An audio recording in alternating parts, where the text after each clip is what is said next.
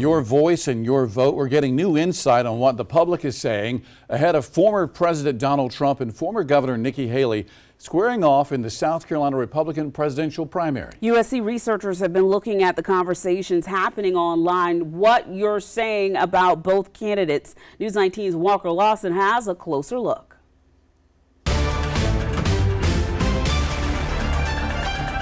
Do social listening, so we scrape online sources for relevant information depending on the conversation we're looking into. St. Cyr Lutmer is the coordinator at the Social Media Insights Lab at the University of South Carolina.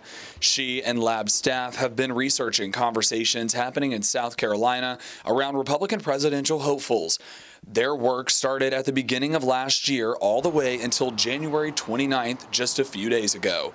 They say over recent months, the data has changed, with the conversations exclusively focused on frontrunners Donald Trump and Nikki Haley, and the amount of discussion has increased in the last few weeks. Currently, both in the beginning of 2024, both of them have more positive conversations than negative conversations, and they have both trended upward and increased since the end of last year. Talk of Haley's campaign surged after her second-place finish in the New Hampshire primaries, while Trump's conversations increased with his indictments, revealing steadfast support from his base. So as much as it hurt him in the sense of people talking about his indictments, there were also people who went to support him and stick up for him, and it's the highest positive peaks that he has throughout this whole entire past year. One notable takeaway is that neither candidate's supporters are worried about the same policy issues. This is Trump's map, and immigration is his biggest cluster, which shows that it's one of the biggest issues that his conversations are surrounding. Conversations about Israel and Hamas exist significantly